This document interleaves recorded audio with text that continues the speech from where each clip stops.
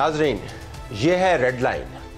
आज पाकिस्तान के army chief general Qamar Javed Bajwa ने यौम शहदा की तकरीब से खिताब करते हुए कुछ अहम बातें की। उनके ऊपर भी कुछ हम तवज्जो देंगे और साथ ये भी बताएंगे कि सोशल मीडिया में आर्मी चीफ की तैनाती के बारे में एक अपने ट्रेंड्स चल रहे हैं। सोशल मीडिया अपना आर्मी चीफ लाना चाह रहा है। सोशल मीडिया के अंदर रावलपिंडी में मीटिंग की भी बात हो रही है और ये मीटिंग जो है ये फ़ौज की मीटिंग नहीं है, ये पीटीआई की मीटिंग है। तो हम इन मौज़ूआत का अहाता करेंगे। ट्रेंडिंग के अंदर हम शायद खाकान अब्बासी साहब से भी पूछेंगे कि ये तमाम जो एपिसोड हुआ है आर्मी चीफ की तैनाती का, इससे हमने सीखा क्या है। एक जमहूरी मुल्क के अंदर जब फ़ौजी तैनातियाँ इतनी अहमियत अख्तियार कर लें कि मार्केट स्टम्बल करने लग जाएं, पार्लिमान जो है वो यरगमाल बन जाए, सड़कें जो है गर्म हो जाए और हर जगह पर बहस छिड़ जाए, तो फिर उस जमहूरियत का क्या हमें जनाजा पढ़ना चाहिए या उसके लिए हमें दुआ करनी चाहिए। शायद खाकान अब्बासी साहब एक्स प्राइम मिनिस्टर और पाकिस्तान हमारे साथ होंगे। इस तमाम मामले के अंदर हमें लोगों को नहीं भूलना। सिंध के अंदर सैलाब ने जो तबाही मचाई है वो अनप्रेसिडेंटेड है, लेकिन तमाम की तमाम डिबेट जो है वो 2-3 इश्यूज़ के हाथों यरगमाल बनी हुई है। हम आपको सिंध लिए चलेंगे जहाँ पर अयाज लतीफ़ पुलीजो जो सदर है कौमी अवामी तहरीक के, हमें ज्वाइन करेंगे और हमें बताएंगे कि इस वक्त जब हम ये डिबेट कर रहे हैं कि कौन बनेगा आर्मी चीफ या कौन बन गया आर्मी चीफ, उस वक्त अवाम सिंध के उन पर क्या गुजर रही है। हमारी फौज जो दिन रात कौम की खिदमत में मसरूफ रहती है, गाए बगाए तनकीद का निशाना बनती है। मेरे नज़दीक इसकी बड़ी वजह 70 साल से फौज की मुख्तलिफ सूरतों में सियासत में मुदाखलत है, जो कि गैर आइनी है। एक जाली और झूठा बयानिया बनाकर मुल्क में हैजान की कैफियत पैदा की गई और अभी इसी झूठे बयानिए से राह फरार इख्तियार की जा रही है। पाकिस्तान आज संगीन माशी मुश्किलात का शिकार है और कोई भी एक पार्टी पाकिस्तान को इस माशी बुरान से निकाल नहीं सकती। अब वक्त आ गया है कि तमाम स्टेक होल्डर अपनी ज़ाती अना को एक तरफ रखते हुए माजी की गलतियों से सीखें और आगे बढ़ें और पाकिस्तान को इस बुरान से निकालें। जी, ज़रा ट्रेंडिंग की तरफ चलते हैं। आर्मी चीफ ने आज यौम शहदा की तकरीब से खिताब करते हुए हमें फ़ौज के किरदार के बारे में बताया। ये भी बताया कि जो फ़ौजी मुदाखलत होती रही है मुख्तलिफ़ वजूहात की बुनियाद पर वो गैर आइनी है, और ये भी बताया कि हमें मैं ना मानूँ और ज़िद करने की पॉलिसी छोड़नी होगी ताकि मुल्क के अंदर इस्तेहकाम आए। सोशल मीडिया पर इस तकरीब से पहले भी कुछ ट्रेंड्स चल रहे थे। आइए चलते हैं शायान सलीम के पास, समा डिजिटल, वो है कि ट्रेंड्स क्या थे। जी शायान। जी देखें तलत साहब, आज जो ट्रेंड्स की बात करें ट्विटर पर, वैसे तो कई सारे ट्रेंड्स हैं, लेकिन जो इस वक्त हमने कुछ स्पेशल निकाले हैं ट्रेंड, वो आर्मी चीफ़ के हवाले से मुख्तलिफ ट्रेंड्स कर रहे हैं। बाजवा ट्रेंड कर रहा है, आर्मी चीफ ट्रेंड कर रहा है, COS chief of army staff trend कर रहा है, और एक और जो दिलचस्प ट्रेंड है वो फैज़ हमीद है जो कोर कमांडर भावलपुर हैं इस वक्त, वो भी ट्रेंड कर रहे हैं। और जो सबसे ज़्यादा इस वक्त ट्रेंड कर रहा है वो आर्मी चीफ ही है, उसके साथ फैज़ हमीद भी लिंक हो रहा है ट्रेंड में ही, क्योंकि जो भी ट्वीट कर रहे हैं ट्रेंड में तो उसमें फैज़ हमीद को भी वो मेंशन कर रहे हैं और COS को भी कर रहे हैं। तो वो ट्रेंड जो इस वक्त चल रहा है उस पर 30,000 से ज़्यादा ट्वीट्स हो चुके हैं और ये कल 20 घंटे पहले ये शुरू हुआ था और सुबह इसने पीक पकड़ी है और इसके बाद इसमें मुतवत्तर ट्वीट्स किए जा रहे हैं। और ये ट्रेंड इस वक्त भी जो अगर हम देखें ट्विटर का इंटरफेस, उस पर भी ये इस वक्त हमें ऊपर के ट्रेंड्स में नज़र आ रहा है। इसके अलावा एक और ट्रेंड है आर्मी चीफ का चल रहा है, बाजवा साहब का, वो भी ट्रेंड कर रहे हैं। जिस तरह उन्होंने अभी तकरीर की है आज उन्होंने, तो उसके बाद से वो भी ट्रेंड में आ रहे हैं। उनकी जो जुमले हैं वो लोग मेंशन करके और उसके बाद आर्मी चीफ का हैशटैग लगा के इसको ट्रेंड कर रहे हैं। और COS का जो तैनाती है, जो नए आने वाले हैं आर्मी चीफ, उनको लेके काफ़ी ट्वीट्स किए जा रहे हैं। जी बिल्कुल, ये ट्रेंड्स तो चल रहे हैं। आपने देखा कि आर्मी चीफ का ट्रेंड भी चल रहा है और साथ फैज़ हमीद का ट्रेंड भी चल रहा है।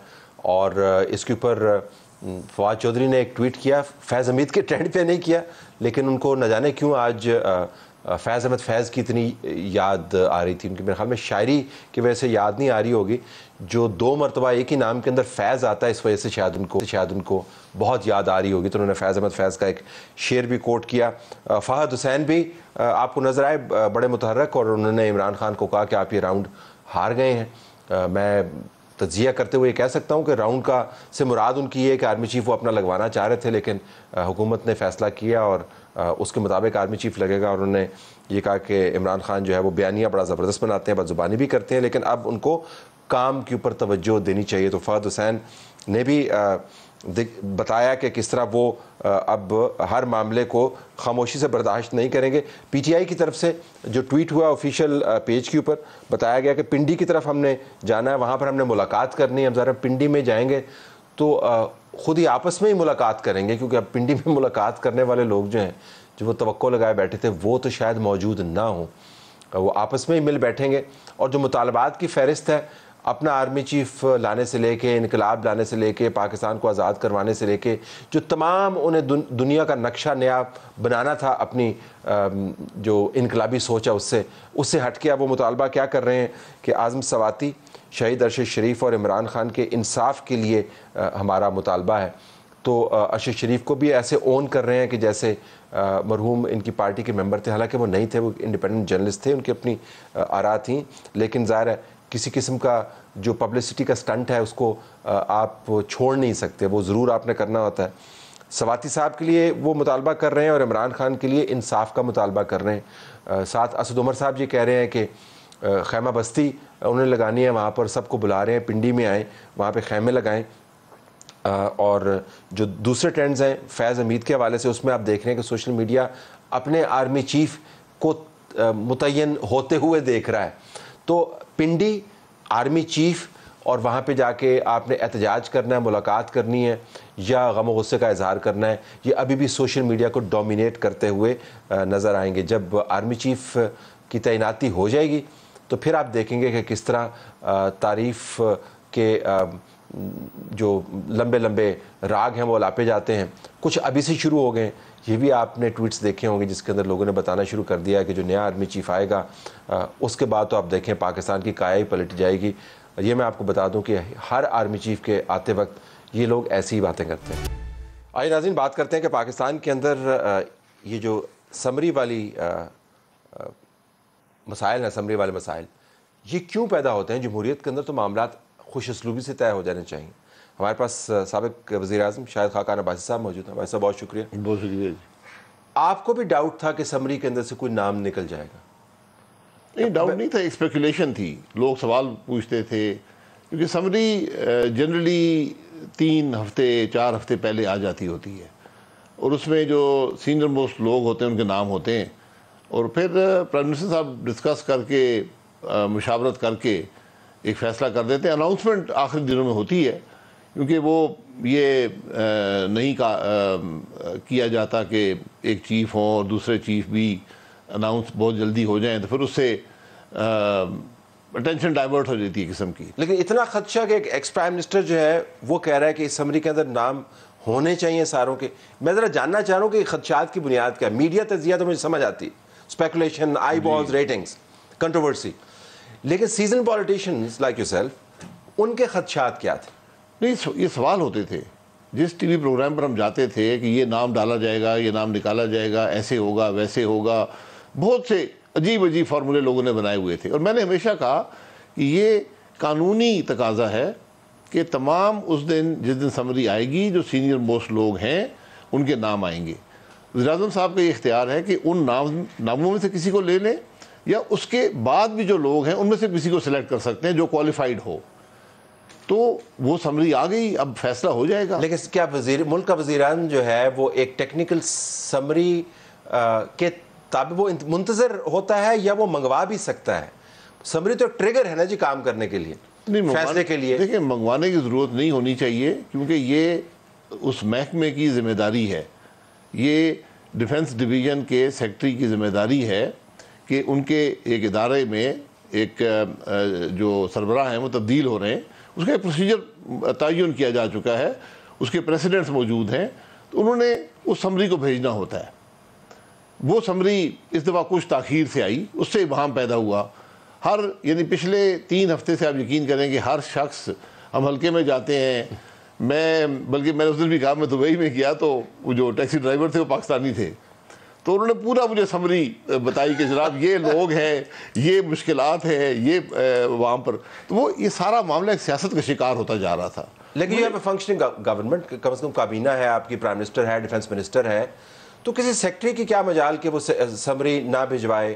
آپ نے ٹریگر کروانا ہے, پروسیس کو آپ نے کرنا ہے. میں ایک طرف آرگومنٹ لے کے جا رہا ہوں, یا تو ہم یہ مان لیں کہ جب تک جی ایچ کیو سے گرین سگنل نہیں ہوتی چیزیں ان معاملات کے اوپر آپ کے پاس کوئی طاقت نہیں. اگر یہ نہیں ہے تو پھر ظاہر ہے کسی نے ذمہ داری تو اٹھانی ہے نا کہ 3 ہفتے سے آپ نے قوم کو ہاسٹیج کیوں رکھا ہوا؟ دیکھیں گرین سگنل کی بات نہیں ہے. سیکرٹری جب سمری بھیجتے ہیں تو اس ڈویژن کا ایک وزیر بھی ہوتا ہے, تو وزیر سیکرٹری کے پاس سمری آتی ہے ادارے سے, وہ وزیر مشاورت کرتے ہیں اور سمری پی ایم کو بھیجی جاتی ہے. یہ پروسیجر ہے حکومت کے ہر کام کے لیے, صرف اس کام کے لیے نہیں ہے. تو اس میں عام طور پہ جلدی آ جایا کرتی ہے. اس دفعہ نہیں آئی, اس میں کوئی ایسی ابہام کی بات نہیں ہے, سمری آ گئی ہے, اب فیصلہ ہو جائے گا. لیکن میں نے پہلے بھی یہ کہا تھا کہ اسپیکولیشن کو ختم کرنے کی ضرورت ہے. تو جتنی جلدی یہ سمری آ جاتی, پھر وہ بات شروع ہو جاتی کہ جی اب سمری میں فیصلہ کیوں نہیں ہو رہا, ہر قسم کی باتیں. ہم نے ہر چیز کو ایک میڈیا سرکس بنا لیا ہے. یہ ایک بڑا سنجیدہ مسئلہ ہے. 5-6 جو سینئر موسٹ 3 اسٹار جنرلز ہوتے ہیں ان میں سے ایک آرمی چیف بن جاتے ہیں اور ایک جو ہیں وہ چیئرمین جوائنٹ چیف اسٹاف بن جاتے ہیں. کنٹروورسی تو ہمیشہ سے رہی, لیکن میڈیا, سوشل میڈیا بالخصوص, اس کی آمد سے اب آپ وہ ایمپلیفائی ہوتی ہوئی نظر آتی. یہ سوشل میڈیا میں ہی آیا, پھر اس سیاست کا اس پہ عمران خان صاحب نے جس طرح اس پر سیاست کھیلی ہے, اس کی کوئی مثال پاکستان کی تاریخ میں نہیں ہے. اب ذرا واپس جائیے, پچھلے 6 سال میں جنرل باجوہ کی تعیناتی سے پہلے بھی یہ معاملات آئے, ایک ویڈیو سرکولیٹ کی, ڈسین کو انفلوئنس کرنے کی کوشش کی گئی, پھر جب ان کی ایکسٹینشن ہوئی پھر آپ نے دیکھا معاملہ عدالت میں جا رہا ہے, ایک سمری آ رہی ہے, پھر دوسری سمری بن رہی ہے, کوئی انٹرم آرمی چیف کا عہدہ بھی بیچ میں نکل آتا ہے, پھر لا پاس کرنا پڑتا ہے. تو ہم ہر 3-6 سال کے بعد یہ کرتے ہیں, تو اس کا کوئی طریقہ نہیں وضع ہو سکتا؟ نہیں, طریقہ وضع ہے. جو پچھلی دفعہ جب ایکسٹینشن ہوئی جنرل باجوہ صاحب کی, اس میں وہیں سے سارا ابہام پیدا ہوا, کیونکہ وہ تقریباً 3.5 مہینے پہلے ہی 1 لاکھ پرائم منسٹر کے خط سے ایکسٹینشن کر دی گئی. کوئی سمری نہیں ہے, کچھ نہیں ہے, ایک خط جاری ہوتا ہے. وہ طریقہ کار بالکل معمول سے ہٹ کر تھا. ٹھیک. تو اس پہ بہت سی اسپیکولیشن شروع ہو گئی. پھر اس کے بعد بھی کوئی پروسیس مکمل نہیں ہوا. آخری 2 ہفتے میں سپریم کورٹ نے کہا کہ جناب اس کو پارلیمان فیصلہ کرے. اب اس میں آپ مسئلہ پیدا ہو گیا. حکومت کے پاس اکثریت ہوتی ہے, لیکن آرمی چیف کا معاملہ ایسا ہے جو اتفاق سے ہونا چاہیے. وہاں یہ نہیں ہو سکتا وہاں ووٹنگ ہو رہی ہو, اور جس میں ایک شک یہ تھی کہ موجودہ آرمی چیف کو ایکسٹینڈ کیا جائے اور آدھی پارلیمان خلاف ووٹ کر رہی ہو, آدھی حق میں ووٹ کر رہی ہو. یہ کیوں اتفاق سے ہونا چاہیے؟ یہ تو پرائم منسٹر کا ثوابدید ہے, آپ کو تو سٹینڈ یہی ہے. نہیں, ثوابدید ہے, لیکن وہ سپریم کورٹ نے معاملہ پارلیمان میں بھیج دیا کہ پارلیمان بل جو ایکٹ ہے, آرمی ایکٹ, اس کو امینڈ کرے. اور وہ جب امینڈمنٹ ہو رہی تھی اس میں ایک شک یہ بھی تھی, کیونکہ تاریخ گزر گئی تھی آرمی چیف کی ایکسٹینشن کی, ان کی اپوائنٹمنٹ کی. میں صرف ویسا بھی یہ جاننا چاہ رہا ہوں کہ اگر اتنے قواعد وضع ہیں جو کہ ہیں, کتابوں میں موجود ہیں, اس کے اوپر آپ گڈ پریکٹسز بھی موجود ہیں, ایگزامپلس بھی موجود ہیں, تو کہیں نہ کہیں تو آپ کو خامی نظر آتی ہوگی جس کی وجہ سے ہر مرتبہ یہ معاملہ سامنے آتا ہے. اس مرتبہ جس طرح اس سے پہلے نہیں آیا, لیکن تنازع تو اٹھتا ہے. وہ کیا وجہ ہے؟ یہ کیوں تنازع اٹھتا ہے؟ تنازع اٹھنا نہیں چاہیے, لیکن یہ چونکہ ایسی اپوائنٹمنٹ ہے جس کے ملک پر بڑے گہرے اثرات ہوتے ہیں. ہمارے ملک میں آدھے سے زیادہ عرصہ جتنا ملک وجود میں رہا ہے, اس کی آرمی کی ایک خود حکومت میں آرمی رہی ہے, اس کا بہت بے پناہ اثر رہا ہے. اس لیے آرمی چیف کی ایکسٹینشن ہو یا نئی اپوائنٹمنٹ ہو, اس کا ایک بڑی اہمیت ہوتی ہے ملک کی سیاست کے اندر بھی, ملک کے معاملات کے اندر بھی. اس لیے وہ میڈیا میں بھی ایک غیر معمولی اہمیت اختیار کر لیتا ہے. اور اس دفعہ جیسے میں نے کہا کہ ایک لمبی عرصے سے اسپیکولیشن جاری تھی, نام لے لے کر بات کی جاتی تھی, طرح طرح کی باتیں. سوشل میڈیا کی اب اسٹرینتھ زیادہ ہو گئی ہے, اس میں جس قسم کی باتیں شروع ہو گئی تھیں. تو میں نے ہمیشہ کہا تھا کہ اس کو جتنی جلدی فیصلہ ہو جائے, بھام ختم ہو جائے. بہرحال وہ کل سمری آ گئی ہے, اب فیصلہ ہو جانا 28 سے پہلے وزیر صاحب فیصلہ کر دیں گے. ترکی جانے سے پہلے کہہ رہے ہیں کہ ہو جائے گا. جی, آج کولیشن پارٹنرز کی میٹنگ ہے, شاید ان کو بھی کانفیڈنس میں لیں گے. کل کیبنٹ میٹنگ ہے, تو حالانکہ کیبنٹ میٹنگ کی ضرورت نہیں ہوتی اس کام کے لیے, یہ وزیر اعظم خود فیصلہ کر سکتے ہیں، لیکن شاید وہ چاہتے ہیں کیبنٹ کو مشورہ. دس از پریسائزلی مائی پوائنٹ کہ جب آپ چیزوں کے اندر مزید بل ڈالیں گے یہ ثابت کرنے کے لیے کہ ہم کتنے شفاف ہیں، ہم نے کتنی مشاورت کی ہے، ہم نے ہر چیز کو دیکھ بھال کے کیا ہے، تو بیسیکلی آپ کنٹروورسی کو طول دیتے ہیں. یہ تمام کام آپ نے دوست کا کرنے کی ضرورت نہیں ہے. مشاورت ڈنر کے اوپر کرنے کی ضرورت نہیں ہے، آپ نے صرف 4 بندوں کو بلانا مشاورت کر لینی ہے.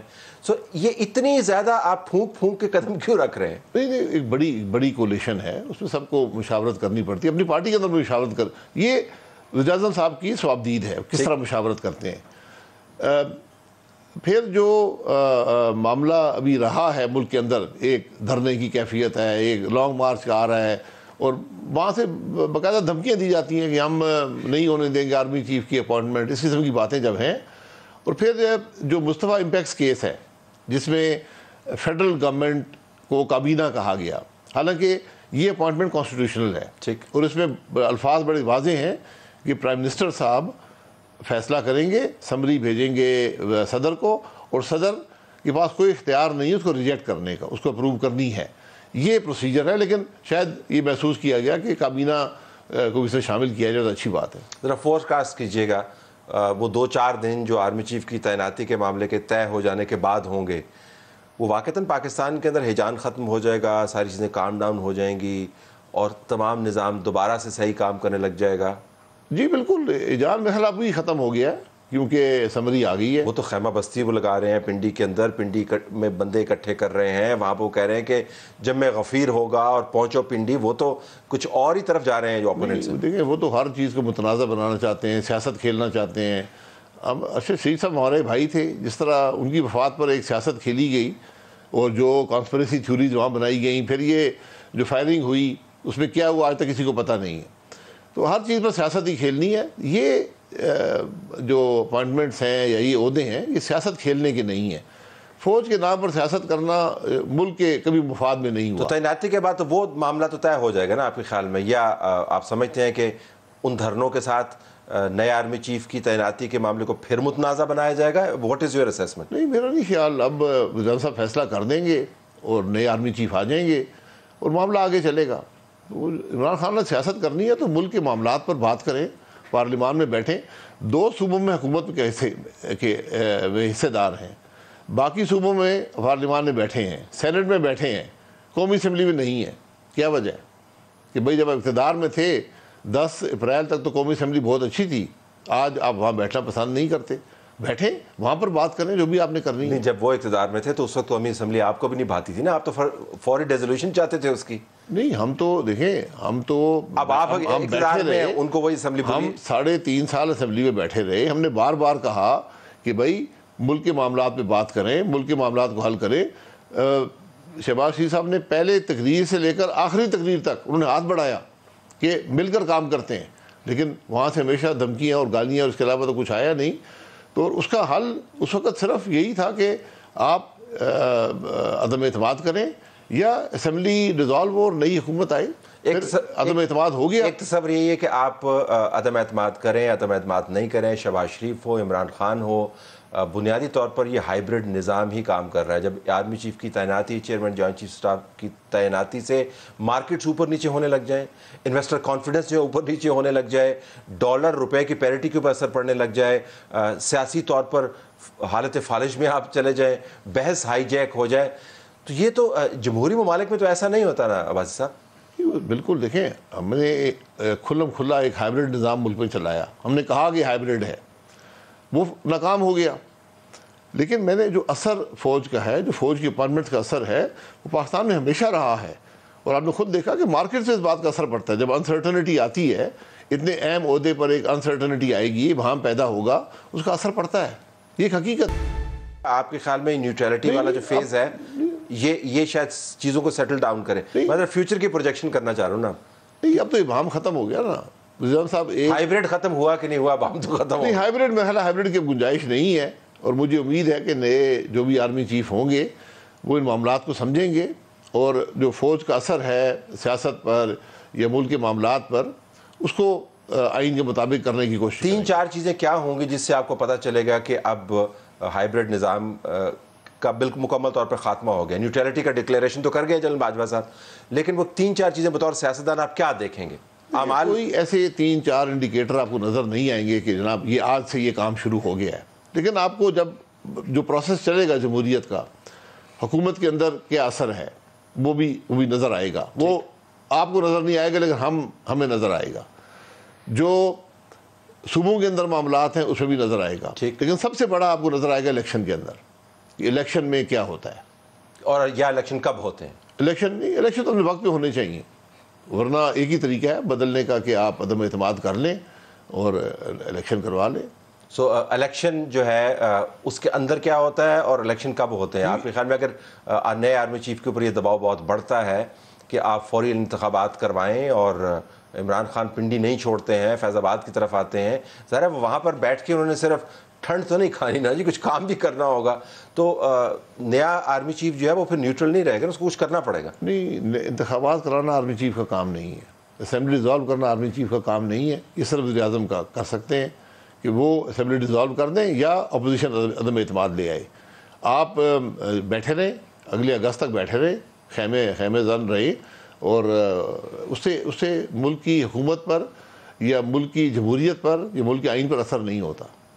یہی سب سے بڑا ٹیسٹ ہوگا. یہ سب سے بڑا ٹیسٹ یہی ہوگا. اگر ہم یہ سمجھتے ہیں کہ ہم دباؤ میں آ کر ملک میں الیکشن کروا لیں گے, کہ کوئی آگے پنڈی میں خیمہ زن ہو گیا اور اس نے بڑے نعرے وارے مارے, وہاں 5-10-20 ہزار آدمی ہوئے, تو ملک کی حکومت جو ہے وہ توڑ کر الیکشن کروا. شہباز شریف صاحب کو اگر کوئی دوستانہ مشورہ دے کہ بھئی ملک بھی چلانا ہے تو وہ مان لیں گے دوستانہ مشورہ یا نہیں؟ دوستانہ مشوروں کی گنجائش نہیں رہی. آج آپ متحمل نہیں ہو سکتے ایک 90 دن کے انٹرم پیریڈ کے, جو آپ کی معیشت کی حالت ہے, جو آپ کے بیرونی حالات ہیں. اس لیے آج ضرورت اس بات کی ہے کہ حکومت اپنی ٹرم پوری کرے, الیکشن ہو, اگلی حکومت آ جائے. بالکل. آخر میں اگر میں آپ سے معاشی صورتحال کے بارے میں پوچھ پاؤں, بہت سی اسپیکولیشن ہے ڈیفالٹ کی. ذرا آپ کا کارپوریٹ سیکٹر سے بڑا گہرا تعلق بھی ہے اور سیاسی طور پر بھی آپ چیزوں کو سمجھتے ہیں.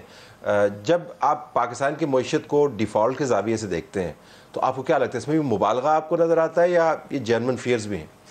دیکھیے, ڈیفالٹ جو ہے جب حکومت آئی ہے ایک بڑا سیریس ایشو تھا, ایک بڑا خطرہ تھا کہ آئی ایم ایف کے پروگرام, آئی ایم ایف یہاں سے موجود نہیں تھا, انہوں نے بالکل عدم اعتماد کا اظہار کر دیا تھا. حکومت جو ہے وہ $1 ارب سے زیادہ ہر مہینے پٹرول پمپ پر پھونک رہی تھی. بجلی کے معاملات تباہ تھے, گیس کے معاملات تباہ تھے, ملک کی معیشت تباہ تھی. بیرونی آپ کے تعلقات ختم ہو چکے تھے, بائی لیٹرلی بھی آپ کو کوئی سپورٹ نہیں تھی, اور ملٹی لیٹرل ایجنسیز بھی جو عالمی ادارے ہیں وہ بھی آپ کو سپورٹ کرنے کو تیار نہیں تھے, کیونکہ آپ ایک غیر ذمہ دار ملک بن چکے تھے. اس کو استحکام دیا گیا ہے, لیکن ہمارے جو فنڈامنٹل ایشوز ہیں موجود ہیں, اس میں کوئی کمی یقیناً ہوئی ہے. لیکن آپ یہ دیکھ لیں کہ سب سے بڑا انڈیکیٹر جو ہے 2018 میں ہم نے بجٹ بنایا 2018-19 کا, 1500 ارب, اس کے اندر 1.5 ٹریلین روپیہ یا 1.5 خرب روپیہ اس کے اندر ڈیٹ سروسنگ تھی. آج وہ 4000 پہ جا پہنچی ہے. اتنا قرض لاد دیا گیا اور اس قرض کی کا ریٹ اتنا بڑھا دیا گیا کہ آج وہ سب سے بڑا ایشو آپ کے لیے بن گیا ہے. تو اس کے لیے اس کو آپ کو مینیج کرنا پڑے گا.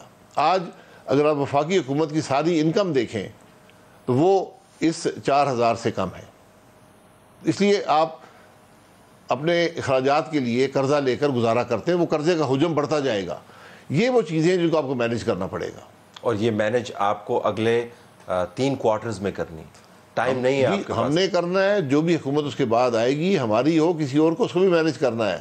یہ معاملات جو ہیں, جو تباہی عمران خان نے معیشت کی ہے, یہ 1 مہینے میں یا 9 مہینے میں یا 12 مہینے میں, یہ کئی سال لگیں گے آپ کو. لیکن یہ تبھی ہوگا جب آپ کوئی کنسنسس ڈیولپ کریں کہ پاکستان کو اگلے 5-10 سال چلانا کیسے. جی بالکل, سب سے بڑی ضرورت آج اس بات کی ہے. تو آپ کا ہوتا ہوا نظر آ نہیں رہا. نہیں, وہ کرنا پڑے گا, اب گنجائش نہیں رہی. نہیں, اگر کنسنسس نہیں ہوگا, کیونکہ جب کنسنسس نہیں ہوگا تو حکومت فیصلے نہیں کر پاتی, مشکل فیصلے کرنے پڑتے ہیں. پھر کسی کو کروانا پڑے گا نا کنسنسس. نہیں کروانا, دیکھیں کروانے کی گنجائش بھی نہیں رہتی, یہ سیاستدانوں کا کام ہے. لیکن اب سیاستدان کر نہیں رہے, ضرورت ہے کنسنسس کی, مجبوری میں کرنا پڑے گا, ورنہ یہاں اگلی حکومت جو ہے وہ 3 مہینے بھی نہیں چل پائے گی اگر کنسنسس نہیں ہوگا ایشوز پر.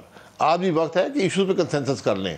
ہم نے مشکل فیصلے کرنے جن کا بوجھ عوام پر پڑے گا، اس کی ایک سیاسی قیمت ہوتی ہے، اس سیاسی قیمت کو شیئر کرنا پڑے گا۔ میں صرف مسلم لیگ نون کو ادا نہیں کرنا چاہیے، یہ غفلت 4 سال کی تباہی ہے یا شاید اس سے بھی پیچھے جاتی ہو، تو اس کو سب کو شیئر کرنا پڑے گا سیاسی قیمت کو۔ I have to leave it there. بہت شکریہ ناظرین، شاہد خاقان عباسی ہمارے ساتھ موجود ہیں۔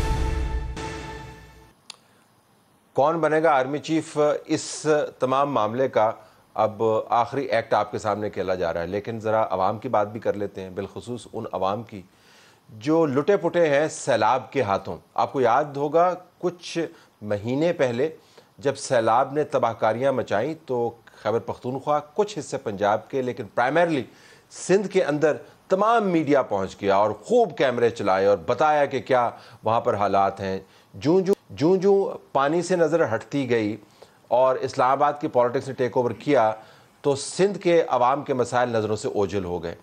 پانی نے جو تباہی مچائی ہے وہ وہیں پر موجود ہے، وہ جو لوگ متاثر ہوئے ہیں لاکھوں کی تعداد میں وہیں پر موجود ہیں، ان کی مزریز کم نہیں ہوئی ہیں، ہمیں اس کے اوپر توجہ دینے کی ضرورت ہے۔ ایاز لطیف پولیجو صاحب جو صدر ہیں قومی لیگ کے، ہمارے ساتھ موجود ہیں۔ پولیجو صاحب السلام علیکم۔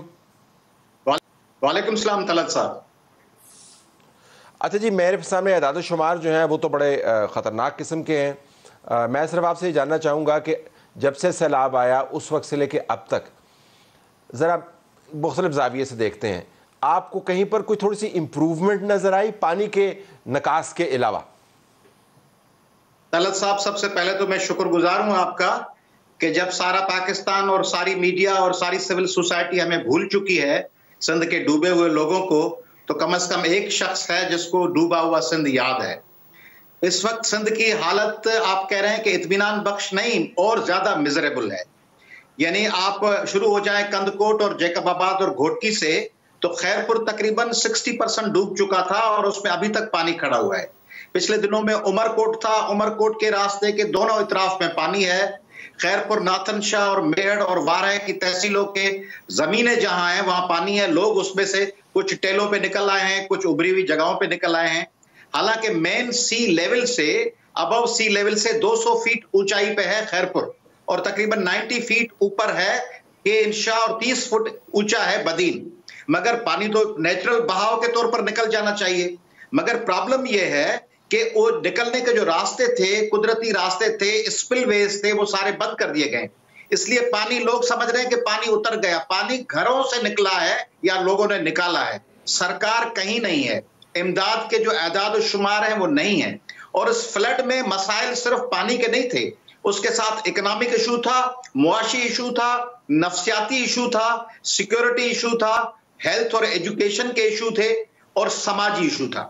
آپ تصور کریں کہ جو لاکھوں خواتین جو گھروں کے اندر محفوظ تھیں، وہ بھلے کچے گھروں، وہ اچانک سے کچے گھروں سے نکل کر بندوں پر، اونچے ٹیلوں پہ آ گئی، جہاں خواتین کے لیے نہ واش روم تھا، نہ پرائیویسی تھی، نہ ان کے بچوں کے لیے تحفظ تھا۔ وہ خواتین تو ایک نفسیاتی دھچکے میں ہیں، وہ ابھی تک اپنی جگہ پہ نہیں جا سکیں۔ جو اسکول تھے بچوں کے، ان کو ایک بنا دیا گیا لوگوں کو ٹھہرانے کے لیے کیمپ، تو وہ اسکولوں سے بچے نکل چکے، نقل مکانی ہو چکی، وہ بچے دوبارہ اسکولوں میں داخل نہیں ہوئے۔ وہ لاکھوں کی تعداد میں بچے ہیں جو کپاس کی فصل۔ لیکن اگر میں قطع کلامی، اگر میں آپ سے پوچھ پاؤں، میرے سامنے جو اعداد و شمار ہیں وہ یہ ہے کہ 7 لاکھ کے قریب خیمے جو ہیں وہ ڈسٹریبیوٹ کیے گئے، اور اگر آپ یہ تصور کریں کہ 7 لوگوں پر مبنی ایک گھرانہ ہے، میں ایک بنیادی اوسط لے رہا ہوں، اگر جس سے زیادہ ہوگا تو تقریباً جو 80 لاکھ لوگ متاثر ہوئے تھے، جن کے گھر متاثر ہوئے تھے، اس میں سے تقریباً 50 لاکھ کو تو کسی نہ کسی صورت میں کوئی چھت اویلیبل ہوگی خیمے کی صورت میں، لیکن جو آپ تصویر بتا رہے ہیں اس کے اندر تو بہت ہی گھمیر صورتحال نظر آتی ہے جس طرح آپ بیان کر رہے ہیں۔ طلعت صاحب، جو اعداد و شمار دیے گئے ہیں نا، آپ میرے ساتھ نکلیں گے اگر جھلو کی طرف یا اگر ٹھل کی طرف یا گھوٹکی اور خیرپور اور لاڑکانہ کی طرف، تو آپ 50 کلومیٹر چلیں گے تو پھر آپ کو 2 یا 3 خیمے نظر آئیں گے۔ اندر لنک روڈز پہ جائیں گے، کوئی ایک بڑا خیمہ کسی وڈیرے کی مہربانی سے ہوگا، یا بدوں پہ خیمے لگائے ہوں گے 50-60 فوٹو سیشنز کے لیے۔ خیمے بک چکے، سامان بک چکا، لوگوں کے لیے جو امداد، بلکہ سندھ حکومت نے کلیم کیا ہے کہ ہم نے کوئی کروڑوں روپے کا تو ہم نے ڈرائی فروٹ تقسیم کیا ہے، ڈرائی فروٹ، لوگوں کے پاس کھانے کے لیے کچھ نہیں ہے۔ डिप्टी कमिश्नर्स पे करप्शन के केसेस जो उनके साथ नहीं बनता, अरबों रुपए की करप्शन के सद में डीसीज पे केसेस हैं।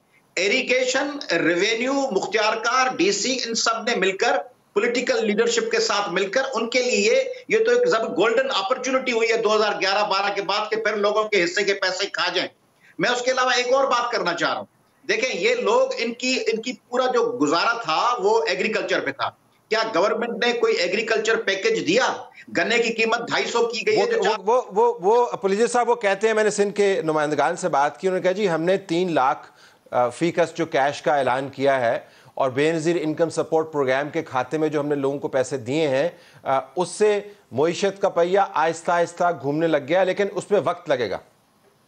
मईशत का पहिया आहिस्ते आहिस्ते घूम रहा है 2009 से, और 2022 आ गया है। 13 साल से मईशत का पहिया आहिस्ते आहिस्ते घूम रहा है।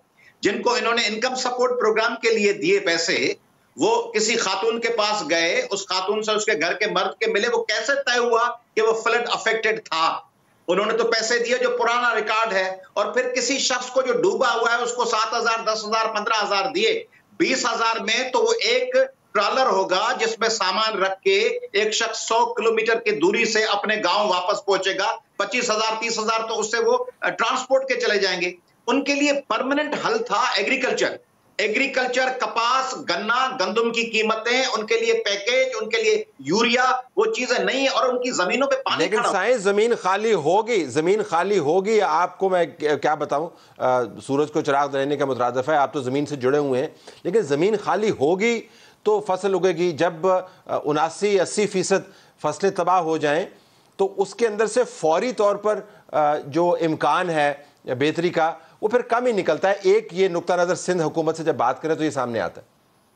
तलसाई, उसमें देखें हल क्या था। हल ये था कि कराची और हैदराबाद, लाड़काना, मीरपुर खास और सक्खर 5 बड़े शहर थे। उनके डिविजनल हेडक्वार्टर्स भी हैं, वहां कैंप्स लगती, टेंट सिटीज लगती, वहां पे लोगों को मुतबादिल रोजगार के लिए उनको मोटिवेट किया जाता। उनको तो कहा गया, 2012 में भी ऐसे किया था। उन्होंने कहा था कि वापस आप जाएं गौसपुर और वापस जाए सूरजानी, पर वहां पे आपको 10,000 रुपए मिलेंगे जो हैदराबाद या कराची आए हुए थे। ये नहीं चाहते कि लोग अपने पैरों, मैं सिर्फ सिंध हुकूमत की बात नहीं कर रहा, पाकिस्तान की हुकूमत मौजूदा या माजी की और सिंध हुकूमत इस वक्त की या 2009 बदकिस्मती से एक ही हुकूमत एक ही पार्टी के पास है। उनका ख्याल है कि इस किस्म के क्राइसिस होते रहें, उसके नाम पे इंटरनेशनल डोनेशंस आते रहें, और फिर लोगों की तवज्जो हटाने के लिए कुछ पैसे देकर फेस वॉश करके उसके बाद लोगों को फिर मरने। आप ये फरमा रहे हैं कि वसाइल मौजूद हैं, पैसों की सूरत में ग्रांट्स भी मौजूद हैं, डोनेशंस भी मौजूद हैं, लेकिन डिस्ट्रीब्यूट नहीं हो रहा, या दरम्यान में से डिस्ट्रीब्यूशन वाला पैसा जो खाया जा रहा है। Is that what you saying? या आप ये कह रहे हैं कि तवज्जो ही नहीं है, तवज्जो चूंकि नहीं है तो ये मसाइल अपनी जगह पर मौजूद हैं? मैं समझता हूं तवज्जो से भी ज्यादा नियत ही नहीं है। 2009 से हुकूमत है ना, तो 2009 से LBOD, left bank outfall drain, RBOD, right bank outfall drain के लिए क्या किया गया, उनमें से पानी स्पिलवेज के लिए क्या किया गया, एक्सकेवेशन के लिए क्या किया गया, नेचुरल जो रास्ते थे दरिया के उनको रोका गया था, उनको साफ करने के लिए क्या किया गया। और 2011-12 के में भी केनशा डूबा, फिर डूबा।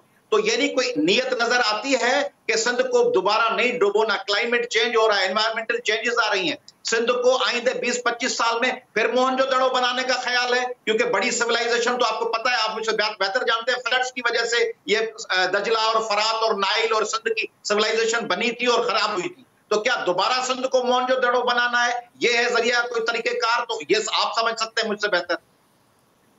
अच्छा, बिल्कुल आखिर में अगर हम बताइएगा कि सर्दियों की आमद है, सर्दियां ऑलरेडी आ चुकी हैं, और जब आपके ऊपर छत नहीं हो, जब खुराक की सहूलत मुहैया नहीं हो, जब आपकी मईशत तबाह हाल हो, सेहत की सहूलियात जो इंफ्रास्ट्रक्चर तबाह हाल हो, तो फिर मसाइल का अंबार है।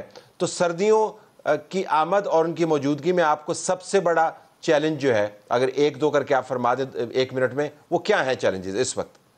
तलत साहब, मैं तो प्रपोजल देते हुए भी घबराता हूं, क्योंकि मैं समझता हूं कि अगर मैं कहूंगा ना गर्म कपड़े और ब्लैंकेट दें, तो उसके नाम पे भी डीसी, मुख्तियारकार, SDM और वजीर फिर अरबों रुपए और खा जाएंगे, जिस तरह ड्राई फ्रूट के नाम पे खा गए।